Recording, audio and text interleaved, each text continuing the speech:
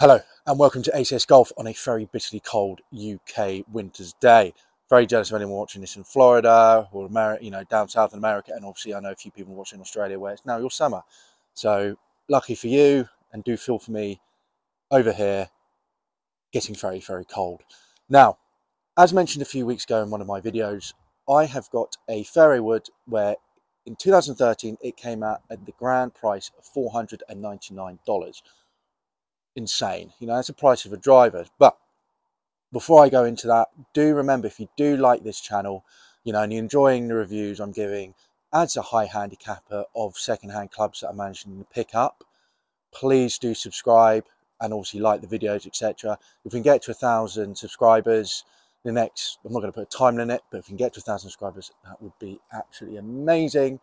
And I do have a good plan for when we get to that point as well for videos, so which I will let you know in the coming weeks when we get closer of it. Now, without further ado, let's look at the club in question. If I just go off screen to quickly grab it, and here it is. So the Tour Edge CB Pro limited edition fairway wood. Boom, there you go. Now, as we know, I am quite a fan of Tour Edge. You don't really find them over here in the UK. They are obviously now in American golf. So you can pick up some really good deals in the second-hand market in the UK on these clubs, which are very good clubs. And they've been around for quite a while. And they do have Tour Pro players out there, which I've mentioned before. Now, I've reviewed a few. I've had their 4 high ironwood CBX. I believe that is what it is. In the bag for a while. Which I am actually changing, but I will explain why and show you what I'm changing to in the next couple of weeks as well. But I caught this in the eye. Like I said, CB Pro limited edition 16.5, so actually a forward, and I saw this online for £30 basically, just the head. Unfortunately, the shaft had actually broken, so I've had to put a new shaft in there. But the head, £30 for a club that originally cost $499. That's insane. So I thought, well, hey, the whole point of this channel is to buy these old clubs and let's give it a go. So first things first, let's have a nice closer look at the club. So here we are for a closer look. So as you can see, you've actually got a wave pattern on the back here, which I will explain in more detail in a second. Obviously this is second hand, so it's been well used, which is always nice to see. I do like that on the top. Very simple, nothing to really catch your eye apart from my reflection at the moment. But nice, simple, looking down at the club. And there you go, exotics at the back with a nice red. Very limited edition there. Very weird looking club on the bottom, but then very classical on the top, which I do appreciate. And there you go, as I said, looking down on the club there. Obviously you can see a little bit of the white lines on the face, which I quite like, which is down to it being a 16.5 rather than 15, but then just very, very classic in that black there, shiny black. Very good looking. So a little bit about the construction of the club. It is a weldless, combo-based, titanium cupped, hyperface steel construction. There you go. I'm really happy that I actually managed to get that right first time. You've got these wave technology here as well on the bottom, as you saw when I showed you a closer up of the club. And the idea of that is with turf interaction, the idea that you can just glide through there. I mean, the waves are all sort of quite different, and it's just to help you get through the rough. So quite an interesting way of doing it. I mean, if you look at the other clubs nowadays, especially sort of like you had the old Nike clubs where you had that more sort of V shape, but the same sort of idea on the bottom just to help you glide through it. About it, CB Pro, normally with Tour Edge Exotic, sorry, the CB is more for their sort of lower handicapper player. It's more sort of their professional club for me, so really it shouldn't be in the hands of someone such as myself. But regardless of that, I thought I'd give it a go. As for forgiveness, we'll find out, reading all the reviews about it and stuff like that, which I've done.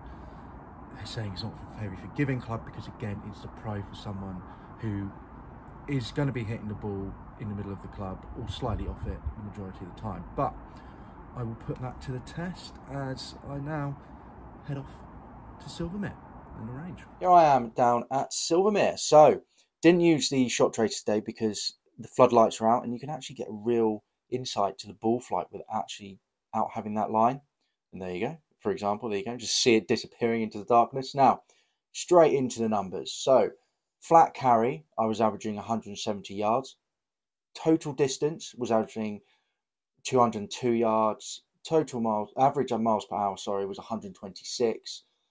Average launch angle was about 11 degrees and total height was 45 feet roughly. Now, the best ball strike I did was flat carry was 195 yards, total distance was 221 yards, and miles per hour was 131 yards. Now, that actually wasn't the fastest mile per hour I did.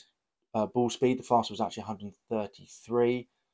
But that actually only went 213 yards because the height was actually 65 feet, even though launch angle was a bit lower at 12 degrees. The other shot was 13, which just shows that the ball span a little bit too much compared to the last shot. Now, what I was really happy with is those averages because it was very much a cold day, middle of winter, really well, beginning of winter over here in the UK. So I'm not going to be swinging the club as fast as I would in the summer. So those numbers really are spot on what I'd expect. My 3-wood to go, 3-wood 15 degrees, but I normally bring it up to 16.5 to give that a little bit more forgiveness and obviously also a bit more carry. Now, for the worst shot, I only got flat carries 146 yards, total distance 180, so only 20 down from the average, which isn't the worst in the world. But the total miles per hour was actually only 111 and the launch angle was 16, so I hit it right on the top of the club and it just obviously just went up in the air, took all the speed out of the ball. So as I said before, this club is supposed to be more of the sort of for the pros, not really for the high handicappers, but I only had one real bad shot out of 16 shots. And the majority of them were in play. Obviously, you saw that probably one of those last shots was maybe perhaps a little bit of a slice, but the majority of them went straight. I was really happy with the ball flight. And so I just can't complain with the club, really. Forgiveness-wise, on average, I don't, apart from that 111 ball speed, all of them were over 120 miles per hour ball speed, which is fantastic. So the forgiveness is relatively enough for me to use it and be happy. Now, don't get me wrong, those shots in 180, if I'm looking at this club and going, all right, 200, the majority of them were over that 200 mark. So I would say, okay, I would expect this club to go 200 yards, maybe a little bit more, actually out on the golf course and real data, probably about 210, 220. So obviously if I'm hitting a club and there's danger in front of me or something like that, and I do hit it badly and it doesn't go that far, gets me in trouble, it's not a good thing. But as a high handicapper, I could use the most forgiving club in the world and still be in a scenario where I do exactly the same and I don't clear that bunker or I don't clear that water. So even though it's not supposed to be a very forgiving club in all the reviews I've read, and it probably isn't, for some reason it was still working for me and I was really happy with the performance.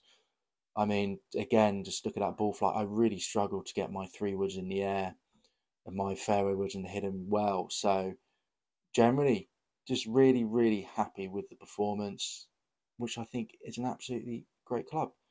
And let's get back and chat a little bit more on my findings now. So there you go. Now, quite interesting, to be fair. As I've mentioned, I got on with this club really, really well. Now, it's not aimed for a player like me. I really do struggle with my longer clubs. I struggle with my driver sometimes, I struggle with my fairway woods, etc. I'm pretty consistent with my irons, but apart from that, I do struggle. So the way this performed on the day, I was actually really surprised by it. Now, I did mention in there, the longest was around that 220 yard mark and the shortest was about 180 yards. Now, that's quite a big dispersion there, really. Obviously, if you're a lower handicapper or everything like that, you wouldn't be getting that dispersion because you would be hitting it across the face you know, but for me, I was averaging out 200 yards, and as mentioned, it was a cold day, so my swing did warm up, and I started to hit the club a little bit better. Forgiveness wise, as I said, 180. When I didn't hit it in the middle, I didn't really feel that I was being punished that much. I mean, there's definitely more forgiving clubs out there, but as I mentioned, the feel of it, I was really hot off the face, felt really strong, really powerful club. So much so that I took it out this weekend actually when I played, and it was in the bag instead of the mini driver, which I was getting the same sort of distance. But I will say there, when I was warmed up, I did hit it more off the toe and off the heel here, so off the bottom and the heel of the toe, and I did get a bit punished there, but it went straight. I was still on the fairway, I still had a shot onto the green. So in the end of the day, as a high handicapper, that's going to happen a lot, even with the most forgiving clubs. I've had the most forgiving clubs in the bag many times. I've had the Pings G40s fairway woods, and it can happen exactly the same with that, because I can hit it there, I can hit it there, I can hit it there. So for me, for some reason, it worked, and therefore potentially at the moment it's in the bag, because something about it just works. And that's really a key point from this video, is with when you're a high handicapper, or a medium high, you know, mid-high handicapper, mid handicapper, there we go. Sometimes clubs that are aimed at the lower handicappers, at the scratch golfers, at the pros, sometimes they just work for you. There's no explanation why they shouldn't, but they do. And in those scenarios, you know, even though on paper this is not a forgiving club, on paper this should be for swing speeds 120, blah blah blah blah, if the club works for you, regardless of who it's aimed at, put it in the bag. There's a reason that club works for you. You've got confidence about said club, so therefore you're going to keep on hitting it well. So do stick it in the bag, even if you're not supposed to use it, which is this, because this is not aimed for me. You know, my handicap is just under 20 at the moment. This club is not aimed for me, but it works, and therefore it's going in the bag, and I'm going to be using it over the winter months, I can imagine, until I try something else new and then want to put that in the bag. So price wise and on the second-hand market, I think if you can see this, I mean, the feel of it, the construction of it, you can tell it's a premium club. Even the head cover, I mean, this one's very battered. If I just bend down and show you here, you know, it's made hand stitched, proper leather, nice looking there, even though it is very battered. It is a premium club. If you can get the shaft in it as well, the original shaft, it's a very premium shaft as well in it. And I just think it's worth it. I think, you know, if you can find it for £100, say $100, maybe a little bit more, maybe a little bit less, you know, and you want to give it a go, I definitely think you should try and pick it up. And get anything under £100, $100, I think you got yourself an absolute bargain here. I mean, for me, you know, I've got the Titleist TSI 2 fairway wood, which I can loft up 16.5 degrees. I'm getting exactly the same numbers pretty much on this, so do keep an eye out on it. It's a lovely club, and remember, even if a club isn't aimed for you, still give it a go, because it could be that one club that it's the best thing you've ever had in your bag. So I will say goodbye so I can go inside and warm myself up. If you like this video, please do give it a like. Obviously, as I mentioned before, do subscribe to the channel. The more subscriptions you get, the more videos I can put out. And also, you know, comment below, is there a club that's in your bag that, as a high handicapper, mid handicapper, isn't aimed for you, but for some reason it just works? Let me know in the comments below, and I'll see you next week. Bye bye.